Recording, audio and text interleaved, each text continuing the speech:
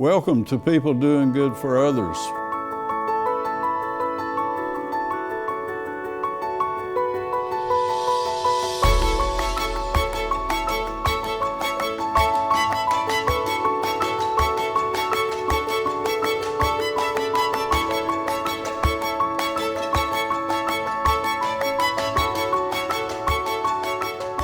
This is People Doing Good for Others, where we celebrate and honor and hold in the light those that are truly making significant contributions in our communities.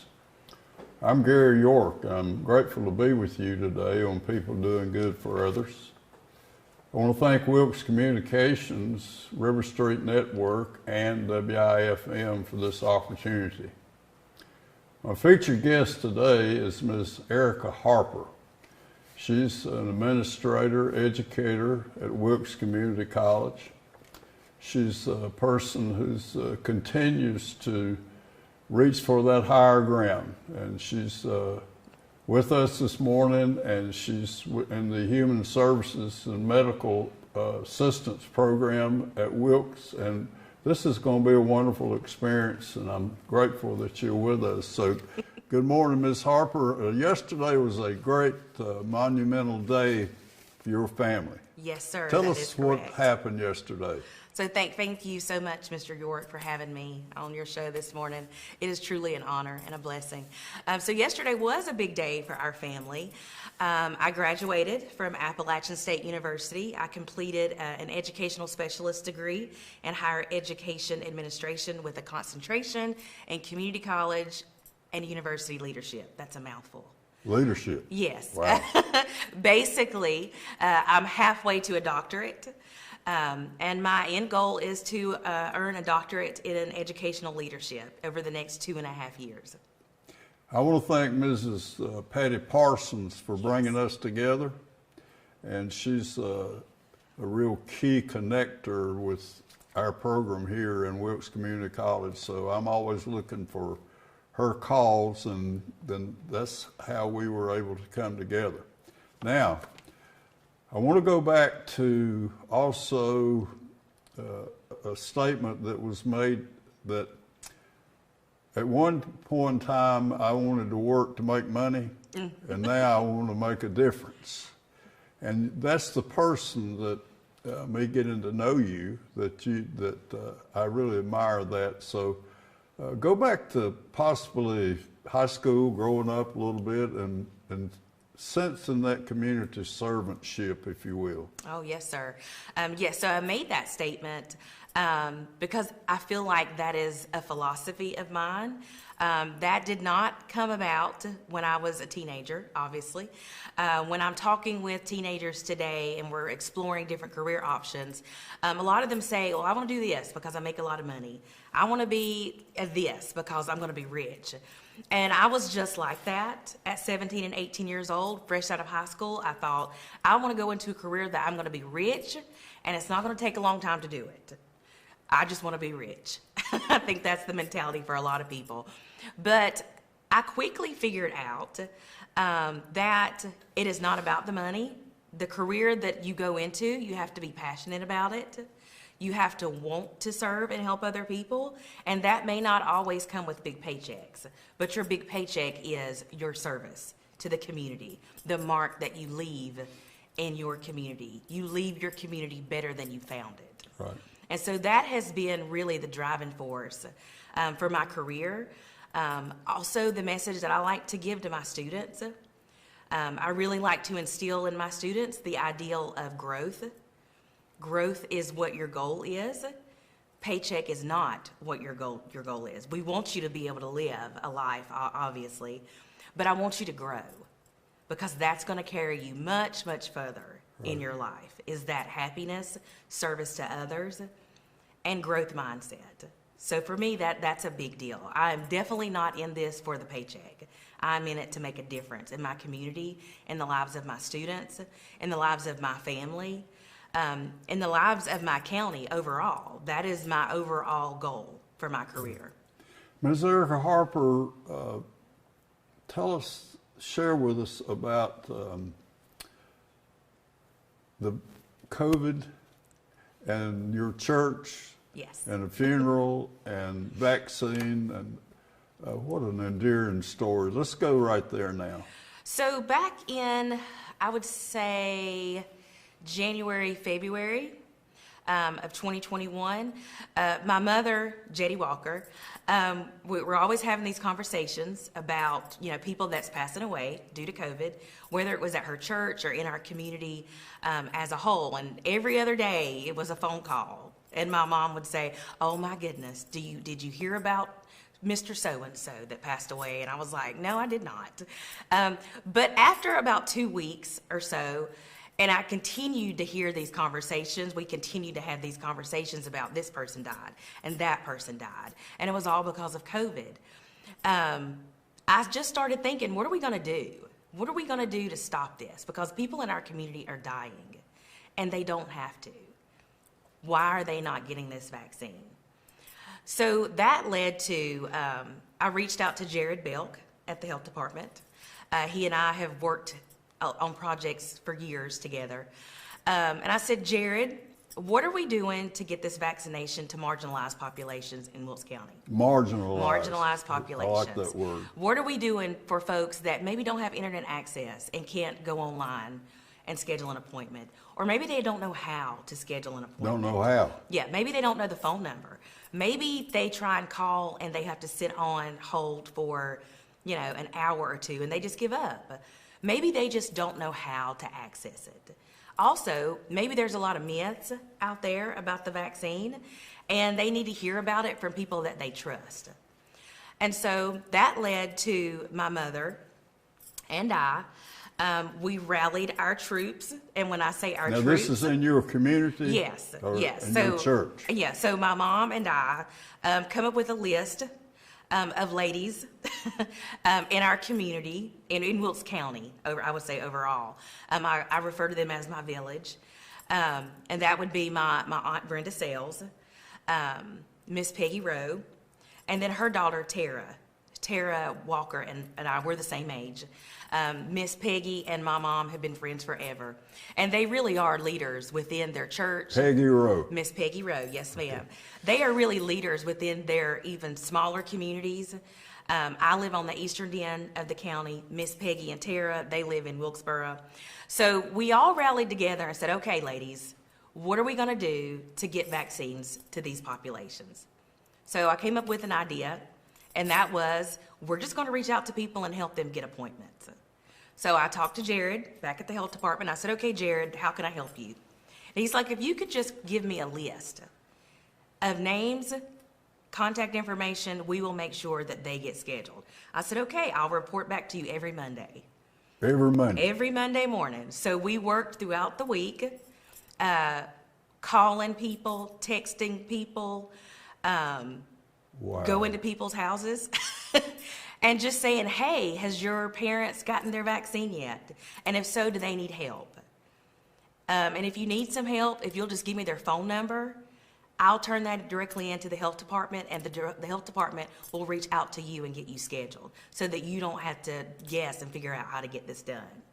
So we started doing that in early February. So you sensed the need and said, we're going to do something about this. Yes, because, Wilkes County is so large, and it may be the elderly person that lives out in Trap Hill that doesn't have transportation, or, an elderly person that lives in my neighborhood that just does not know how to do it. They can't find the phone number. Yeah, they didn't know how, and that was the thing that we quickly figured out, is that people would say, "Well, I know that the vaccines are available, but we just don't know how to get an appointment." Or, "I tried to call, and I sat on hold, and they were out." And that's because the demand was so high in Wilkes. The health department was having a hard time managing all the incoming calls. And so that's why I thought, "Okay, Jared, let's do something to get this ball rolling, and let's get these folks vaccinated." And so it was, all right, let's do it. And it just took off from there.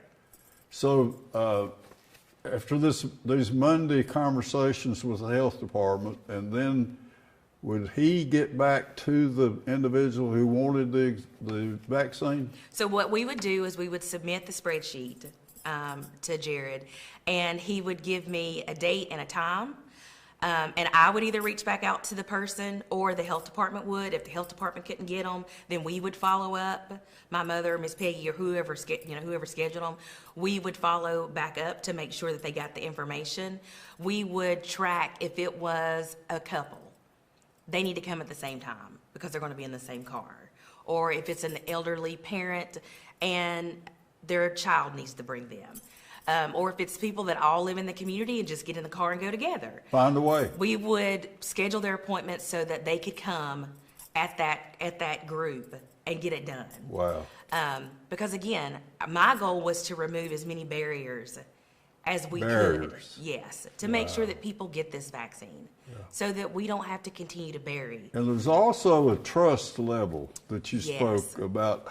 All right, tell us about, Ms. Harper, how you would overcome the anxiety, or I don't know, or is this the right thing to do? Counsel us today about this is the right thing to do. So part of the conversations that I had with Jared early on was marginalized populations, African American populations, have some level of distrust about this vaccine. It's a historical content, so that's a lot of where it comes from. And so the message needs to come from people that they trust. Okay. And my mom and Miss Peggy Rowe and Miss Brenda, they're perfect for that because they have been in this community forever. They're very well known in Your the mother's churches. a servant, I know her. Yes, all of those ladies are. And so it was very easy for them to go to these people and say, hey, I've had my vaccine. You need to get your vaccine. It's okay. And I had a lot of those conversations too around, listen, this vaccine is available. The option is death potentially.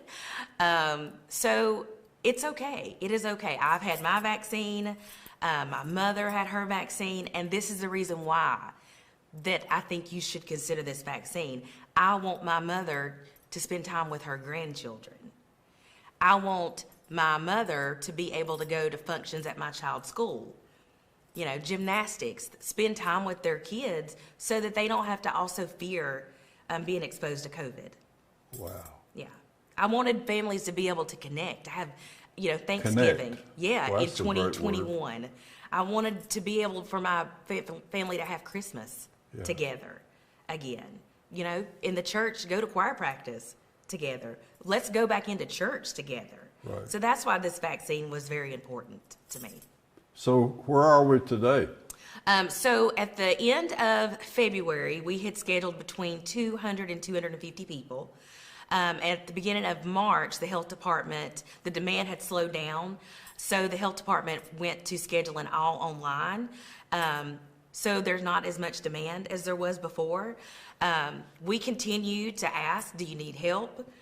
But we haven't had a lot of interest over the last couple of months just because now it's readily available. Yeah. Ms. Erica Harper, this question is a little bit novel for us. Being a community leader, tell me, share with our audience today that responsibility or that outreach, that ministry, if you will, of being, people look up to you and being sensitive to needs. Will you share that just a little bit about the Ms. Harper, who's an advocate, who's a community outreach person? Will you do that for me? Oh, yes, sir. Gosh, I don't know that I've ever really thought of myself as a community leader, but I appreciate that. I feel more as though this is a passion of mine. This is part of my legacy that I will leave for my children. And again, it's important to leave your community better than you found it. So any opportunity that I have to volunteer with agencies, I do that. I have several agencies that are very near and dear to my heart that I make sure that I volunteer my time. Foothills Free Medical Clinic is one of those. Wow. They are amazing. They operate the second Saturday of every month, and they provide free health care to adults in Wilkes County, free health care. A lab work is done for free. Where is it? It is located in the shopping center behind Cagney's. Yes. People show up the second Saturday, we provide physical examinations, treatment, lab work, prescriptions, non-narcotics. But that's an amazing ministry. I love volunteering there. Wilkes Circles of Care is another agency that I like to work with, and they are a nonprofit organization here in Wilkes, and their goal is to move clients from poverty to self-sufficiency. So for that program, wow. Get a little deeper into that. oh yeah, they're rock stars in the nonprofit world. They really are. Circle of Care. Wilkes Circles of Care, and their clients are supported by a group, but they call them their allies. And so, Allies. yes. So a client or participant would come in, and they would assess their need. So let's say this client would like to go back to school. They need help building their credit. They need help with housing, transportation, and this is what it's going to take to move them into self-sufficiency. So they create a team to support this person throughout. Wow. It's about a year process. So anytime I get a chance to go and talk about the college and how we can get you enrolled in school, maybe complete your GED, provide support for those clients, I'm there. As a licensed professional counselor, I feel it also is my duty to do that.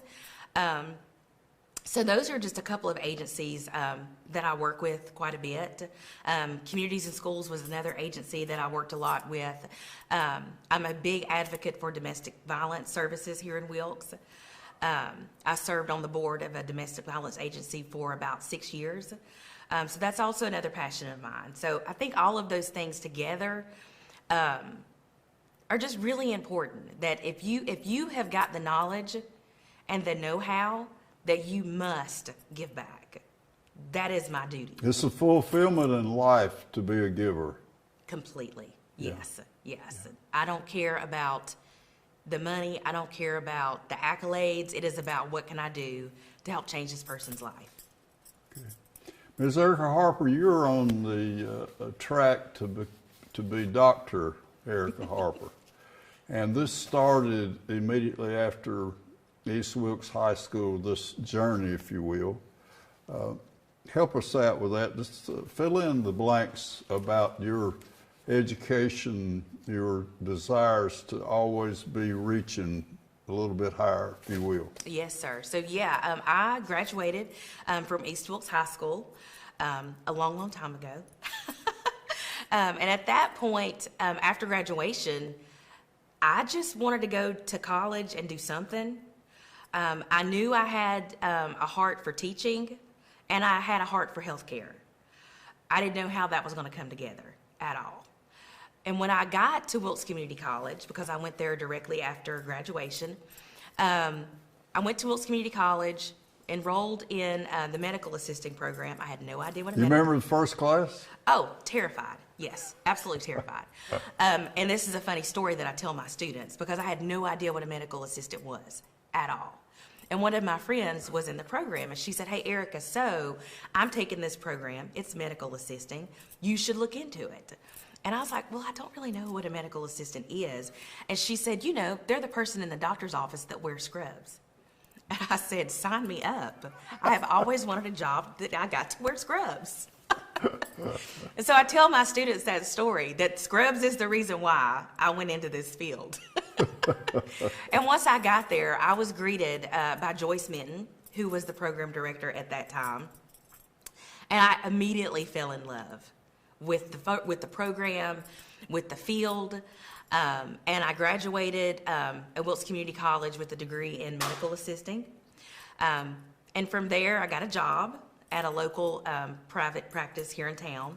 And I worked there for about 4.5 years. During that time, I thought, well, I don't have a lot going on. I didn't have kids at that point. So I'm just going to get a bachelor's degree. I'm just going to do that. And Joyce at the college. Joyce Minton. Yeah, I'm going to do that. Joyce Minton was like, "You should totally do it. You can do it, Erica." And I was like, "You're right, Joyce, I can. Let's do it." So I done it. Now, tell us about her. What does she do? So Joyce Minton, she was the program director at Wilkes Community College for medical assisting for years. And she was my faculty advisor. She was my instructor. She was also my a goodness. mentor. She passed away. She passed away a few years ago. And so she was really instrumental in pushing me along the way. Get your bachelor's degree. Okay, Erica. Then she invited me to come and teach in her program. And I was jumping up and down. Yes, I will do it. And so she gave me my first... Real break. Yeah. She gave me my Wow. first teaching job. Not long after I had graduated from Wilkes. And so I will ever be grateful for Miss Joyce. And so from there, I earned my bachelor's degree from Gardner-Webb University in Human Services. I had no idea what Human Services was. It just kind of sounded good. Again, I was young. Completed my bachelor's degree with Gardner-Webb.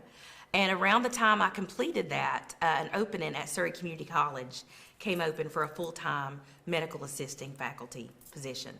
And so I applied for it. I was surprised I got it. But off to Surrey Community College I went. I stayed down there for about 4.5 years while I was there. Again, I only had one child at that point. And I said, why not get a master's degree? You don't really have a lot going Why on. not? Why not get a master's degree? There's not a lot Wow. going on in your world. Do it. So I enrolled at Appalachian State, pursued a master's degree in clinical mental health counseling. I completed that master's degree in 2008. Had no desire to ever be a therapist. I thought this is just going to help me in my role as a teacher. And who doesn't want a master's degree, right? Sure. And so after I completed that degree, I got a phone call that Wilkes Community College was hiring for a director for their human services program. And I knew at that moment this was my chance to come back home, to come back to Wilkes Community College. I interviewed for the job, and lo and behold, I got it. Again, there was Joyce Minton right there. Jan Huggins was another. Tell us about Jan. She was another instrumental person in my career. Jan was the director of human services before me. And I had taken a class of hers, a gerontology class. And she's come to me one day and she said, you know, Erica, I think that you could teach. I think that you would do a really good job with this. You should really consider Jan that. Huggins. Yes, Miss Jan Huggins. Said, I believe you can teach. Yes, she said, I believe you can do this. And she's like, you should do it. And I said, you know what, Jan, thank you for your support, and I'm going to do it. So here we go. My goodness. Finished up my master's, come back home to Wilkes, and that's where I've been ever since. I was so happy to get to come home, because I do call Wilkes Community College my home. They raised me. And so Jan retired a couple of years ago from the college. So she's been a part of my career for the majority of those years. And then a couple of years ago, I worked with a gentleman named John Howe. He was our director for professional development, and he and I were having a conversation one day about growth mindset. Like, if you're not growing, that means that you are dying, so don't be afraid to grow. And I said, okay, John, I'm going to do it. All right, I'm going to enroll. Let's do it. I'm going to get this EDS. I'm going to do it, and I'm going to get a doctorate. And that was yesterday. And I graduated yesterday, yes. Wow. So next step is a doctoral program. I'm waiting to see if I get accepted, so we shall see. Wow. Now, that's at ASU? My ADS was from Appalachian State. I have applied to Liberty University for their doctoral program, so we'll see. There's probably a couple of more that I will apply to just to see if I can get in. But either way, I'm not too worried about it. It's just an aspirational goal that I have for myself. Aspirational goal. Yes. Way to go. Yeah, it's not for the money, it's not for the prestige. Yeah. It is just an aspirational goal. Yes, I want my kids to see that. Yeah. Yes, that's So very yesterday important. you said was a great example for your family. Yes. For you to walk and get your diploma, this children want to do that too. Yes, they were very excited. You know, when I graduated with my master's degree, my oldest one was too small to go. I mean, they were babies. But this time, it was very important for me to make sure that they go. And so my smallest one, we didn't take my 3-year-old because that's a lot for her. But my 13 and my 10-year-old were right there cheering me on. And my 13-year-old, after it was over, he was like, Mom, that graduation was pretty cool. Can I go to Appalachian State? And I was like, yes, you can. Oh, my goodness. Ms. Harper, what do you do today at the college? So today I'm the director for medical assisting and human services technology. I manage both of those curriculums. My role these days seems to be more of administration. I also teach several courses. We are hoping and so excited to go back in the fall in a regular format. Over the last year, our students have been primarily remote. That has been challenging, but rewarding all at the same time. Ms. Harper, these highlights, these continues to step up, to step up, to step up. I want to thank you for that. You know, that's a great example for us to listen today that when opportunity presents itself, we're to go. And you've been able to do that on a consecutive basis for years. Years. Who's Dr. Wilson? So Dr. Yolanda Wilson is new to our WCC family. She is our VP of Instruction. In other words, all faculty and all instruction directly reports to her. She has been an amazing presence at Wilkes Community College. She is progressive. She is a force that has really pushed some of us outside of our box, which is great, because I am a growth mindset person. I'm very glad that she has joined us at Wilkes Community College, and I hope and pray that she stays around for a long time. We do. I'm sure she will. Thank you so much. Yeah, she has been such a blessing to us. Frame a day for us in Okay. your career. What would, just say, tomorrow I'm going to do this, this, and this. What would that be, Ms. Harper? So a normal day pre-COVID, because we have now pre and post, you get to the office. My biggest thing is when I go into the classroom that I speak to everybody by name. My goal also is to at least touch them on the shoulder. Like, hey, how are you today? Or, ooh, I like that shirt that you have on. Or, you know, we catch up on whatever's happening in social media. Okay. Because for me, engagement is big. Engagement. Yes, I like to engage with my students. I like to build rapport with my students. And I think that's my counseling background. Yeah. Because for me, if I get to know them on a different level besides faculty and student, that is going to engage students. Engagement increases retention, and retention equals completion, which is what our goal is at the community college. So I like to get to know my students. I like to know their kids' names. You know, what do you do in your pastime? Where do you work at? So my classroom is a little bit different. So we get to know each other. We talk about our instruction. I'm not a faculty that stands in front of a classroom and lectures. That is not my style. In fact, we sit at round tables and we talk because education is a dialogue. It is a back and forth process. Students need to have that input. That's how they learn a lot. We usually wrap up with some good laughter. Sometimes that may end up in a cry or two, and that's okay. There's tissues everywhere in the room. And then you go back and you answer emails and go to meetings. Yeah. Go to meetings. Go to meetings and answer emails and then pick up your kids and go home. Yeah. Wow. That's the gist So of it. that's kind of the classroom. That's your home away from home then. Yes, it it's is. in the classroom. And I want my students to feel welcomed. Yeah. I want it to be, it's their space. It's not mine. It is their space. And they will create the culture within the walls. Ms. Erica Harper, what a great day for people doing good for others. Let's go back a good way for us to somewhat wind down these enthusiastic moments for you, engagement, encouragement, commitment. Just go through that one once again for us, if you will. Oh, yes. I just feel that as a college faculty member, it is my duty to prepare our students for the workforce. Number one, that is my priority, is to prepare and produce citizens that are going to be productive and that are going to give back to their community, whether that is in Ashe County, Allegheny County, Boone, wherever. For me, that is really important, that I create and help grow productive people.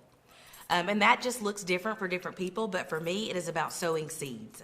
Sowing seeds. Yes, Wow. sowing seeds of service so that they can go back to their community and continue to sow seeds.